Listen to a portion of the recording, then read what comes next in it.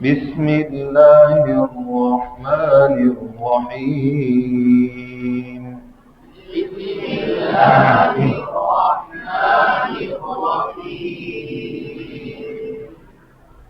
کتاب کا سبق دیا القواعد فی علم التجوید.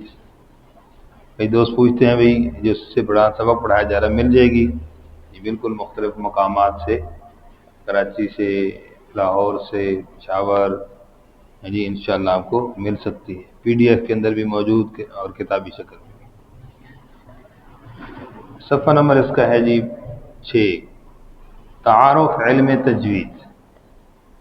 تجوید کی اہمیت ہم پڑھ چکے ہیں.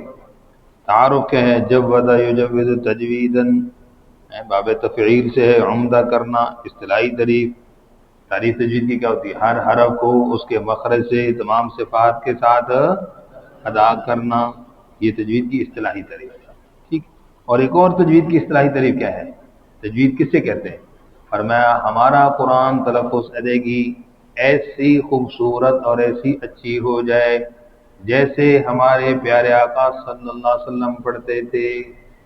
ہاں ٹھیک ہے. کیا ہے بھائی؟ تجوید کس چیز کا نام ہے؟ ہمارا قرآن حضور جیسا قرآن، یہ اصل تجوید ہے. کوشش کریں گے نا انشاءاللہ. موضوع اس کا یہ حروف تہجی ہے، یہ ہمارے الف با تا یہ صحیح ہو جائیں. غرض و غایت کیا ہے؟ سب سے پہلا مقصد تصحیح حروف، زبان کو غلطی سے بچانا ہے. کس کو بچانا؟ زبان کو. تو اس لیے اس پر توجہ، زبان کو غلطی سے بچانا. نیچے زور نیچے لگا رہے ہیں، دیکھ بھی نیچے رہتے، اس لیے ادھر ہی دیکھنا ہے. ٹھیک. پڑھتے پڑھاتے ہوئے فائدہ سعادت دارین، دونوں جہانوں کی کامیابی. حکم کیا ہے؟ علم تجوید کے جو مسائل ہیں، اس کے قاعدے ہیں، وہ یاد رکھنا فرض کفایہ، لیکن اس کے مطابق قرآن کو پڑھنا، خاص طور پہ مخارج اور صفات لازمہ کا لحاظ رکھ کر پڑھنا، یہ فرض ہے. ہر مسلمان پر کیا ہے؟ فرض ہے. مراتب کیا ہیں جی؟ مراتب یہاں 3 لکھے ہوئے جو عام کتابوں میں لکھے ہوتے ہیں، لیکن جس طریقے سے ہم سلو موشن بالکل جو سٹارٹ میں پڑھاتے ہیں، اس کا ایک اور مرتبہ بڑھ گیا، اس کا نام ہے تحقیق. بالکل صاف صاف کر کے پڑھنا، اس کو آپ نوٹ کر لیں اس کے ساتھ. دوسرے نمبر پہ ترتیل، ٹھہر ٹھہر کر پڑھنا، جیسے محافل میں تلاوت کی جاتی ہے. تدویر ہے جی، میانہ روی سے پڑھنا، جیسے جماعت کی نماز کے اندر پڑھا جاتا ہے. اور حدر، روانی کے ساتھ پڑھنا. ٹھیک ہے، جیسے تراویح میں پڑھا جاتا ہے، روانی سے حدر. لیکن مخرج اور ہر ایک کی صفت لازمہ کا خیال رکھ کے پڑھنا ہے. پھر بھی 5واں نمبر نہیں ہے ابھی، غدر، دھوکہ دینا اپنے آپ کو غلط قرآن پڑھ کے، تو وہ غدر نہیں کرنا. آداب تلاوت کے حوالے سے یہ چیز سمجھائی گئی کہ جب آپ تلاوت شروع کریں گے سورت سے تو کیا کریں گے؟ اعوذ باللہ بھی پڑھیں گے، بسم اللہ بھی پڑھیں گے. ٹھیک.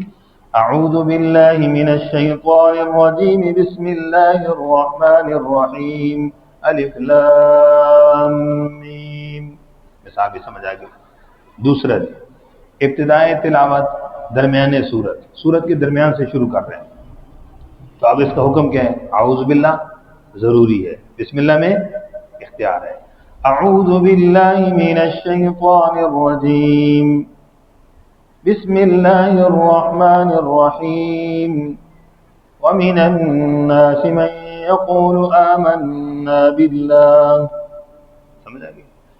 تو یہ اعوذ باللہ ضروری، بسم اللہ میں اختیار تھا، میں نے پڑھ لی برکت کے لیے. تیسرا کیا ہے کہ پڑھتے پڑھتے کوئی سورت آ گئی ہے جی، یا لیتنی کنت ترابا، بسم اللہ الرحمن الرحیم، والنازعات غرقا. جن کو حکم سمجھ آ گیا. اس کے بعد چوتھی چیز ہے کہ اگر پڑھتے پڑھتے سورہ برات آ جائے تو اب بسم اللہ نہیں پڑھنی. کیوں؟ قرآن میں لکھی ہوئی نہیں ہے، مصحف عثمانی میں لکھی نہیں ہے. باقی اور بھی دلائل موجود کہ بھئی اس لیے کہ اس کے اندر قتل و قتال کا ذکر ہے، بسم اللہ میں رحمت کا ذکر ہے، اس لیے مناسبت نہیں، اس لیے بسم اللہ نہیں لکھی گئی. تو خلاصہ یہ کہ لکھی نہیں ہے تو پڑھنی بھی نہیں، بس بات مکمل. ٹھیک ہو گیا جی. اس کے بعد کیا ہے جی؟ فصل وصل کے حوالے سے جی، یہ صورت برات کے حوالے سے میں نے جو بات عرض کی ہے، اگر اس کو آگے ملائیں تو پھر ملا کر پڑھنے کی صورت میں جب بسم اللہ نہ پڑھیں تو وصل بھی ہے جی، علیم براۃ. ٹھیک ہے، فصل تینوں کو اس طرح علیحدہ کر کے پڑھنا، یا علیم براءۃ، سمجھ گئے جی، اس طریقے سے اس کو سخت تک بھی کیا جا سکتا ہے۔ اچھا جی، تو سورۃ توبہ کے حوالے سے بات عرض کر دی۔ ایک اور بات یاد آ گئی، لہن کا کام لمبا ہو جائے گا، اس میں ایک چھوٹی سی مثال ہے، جیسے کافروں کے قتل کا ذکر تھا، بسم اللہ کو نہیں لکھا گیا، اس کی چھوٹی سی مثال، ہر کام شروع کرنے سے پہلے کیا پڑھتے ہیں؟ بسم اللہ الرحمن الرحیم۔ جانور کو ذبح کرنے سے پہلے کیا پڑھتے ہیں؟ بسم اللہ الرحمن الرحیم پڑھتے ہیں، کیونکہ وہاں اب رحم نہیں کرنا، اللہ کے نام پر اب ذبح کرنا اس کو، ٹھیک ہے جی۔ تو اس لیے یہاں پر سمجھ آ رہا ہے کہ جہاں رحم نہیں کرنا تھا تو وہاں اللہ نے فرمایا بسم اللہ، اللہ اکبر، اللہ کے نام سے بس وہی بڑھائے، پھر اس کے نام پہ ذبح ہو جائے، وہاں بھی بسم اللہ پوری نہیں پڑھی جاتی۔ تو یہاں پر اس حوالے سے سورۃ توبہ کے اندر اس چیز کا ذکر تھا۔